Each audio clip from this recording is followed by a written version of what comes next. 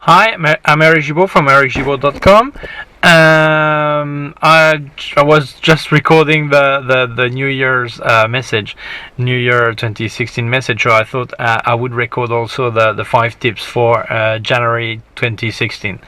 Okay, so, well, don't forget to subscribe to my YouTube channel, youtube.com/ericgimbal.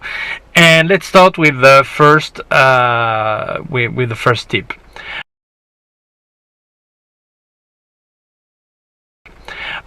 In December, I put a tip saying that you could use the self timer if you did not have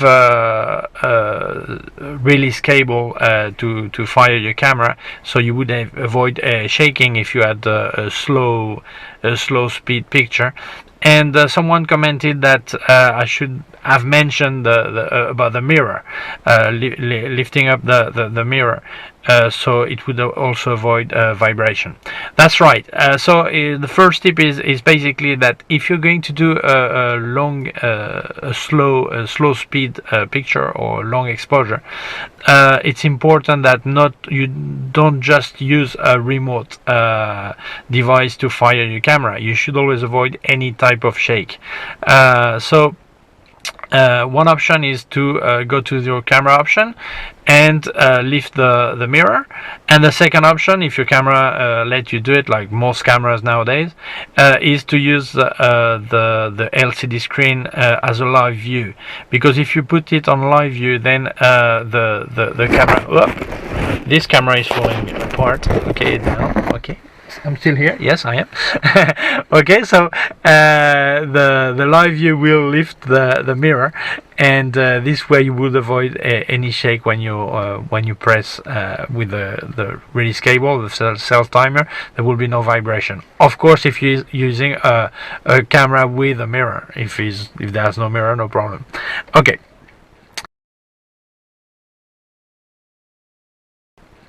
Tip number 2. Sometimes people contact me saying that they had a humidity problem with their camera. It got in the rain or in a very humid place, and the camera stops working, or if they put it at the sun, it gets warm, and then the camera works again, and the day after it stopped working again. So my advice is, if you have received rain or been in a place with a lot of humidity, the best thing you can do is to use a tupperware box, plastic box, put some rice in it, dry rice, and then put the camera or the lenses in the box, or use several boxes, and the rice is going to absorb the humidity. So you leave it there like 3-4 days, even more, and if after this it still does not work, then the best thing you can do is send it to the technical and cross fingers. Okay.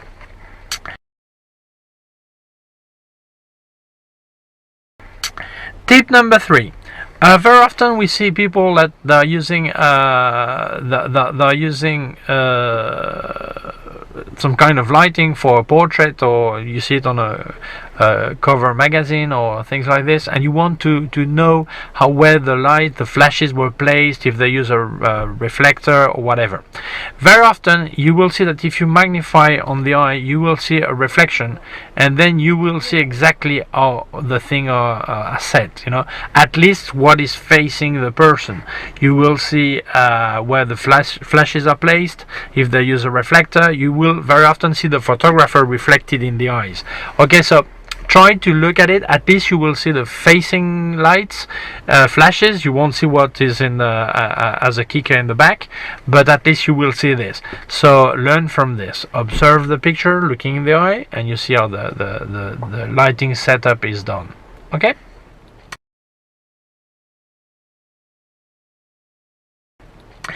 And tip number 4. If you use rechargeable batteries for flashes, for example, then you use 4 batteries. Always keep them together. I mean, 4 together. If you use a device that uses 2 batteries, then keep them 2 by 2. But if you use a set of 4, keep them together, because rechargeable cycle are limited, like 300, 400, 500, 1000 times. But if you mix all your batteries, then you don't know which one had 50 recharge, which one had 100, which one had 1000. But if you keep them together, they get born together, they die together. So this way they normally will stop working at a similar time, not just one battery and the rest carries on. Okay, so I recommend you just stick them together with a sellotape or a piece of plastic or whatever, no? Okay, and this way you will know exactly that all your pack has been recharged the same amount of times.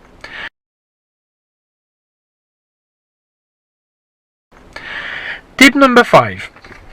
Very often people copy the picture of others, and after they just show off saying, look at my picture, this, that. I mean, I think this is stupid. I mean, copying for learning is a good thing to do.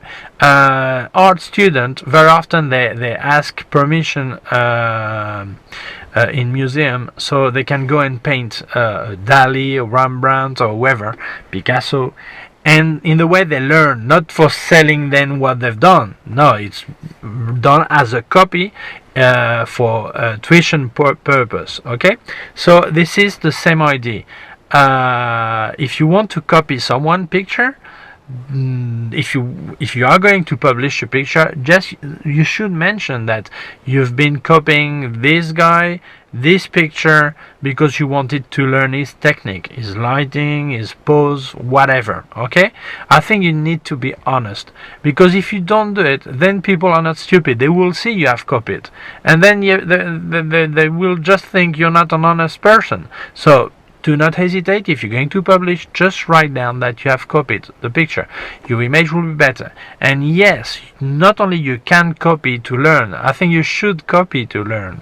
And until you know how to do things, and then you develop your own style. I don't need to copy anyone. But while you are learning and you want to copy, to try to challenge yourself to make the same picture, then you, of course, you can copy but still say it. It's more honest. Okay, thank you very much for your time. These were my tips for January 2016.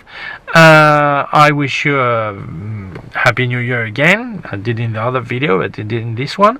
Don't forget to subscribe to my YouTube channel, youtube.com/EricGimbal, my Facebook, facebook.com/EricGimbalPhoto. If you have any question, just send me an email at info@ericgimbal.com, my website ericgimbal.com, my Twitter, EricGimbal, and what else? My Instagram, Gimbal. And thank you very much for your time, and see you soon for more things.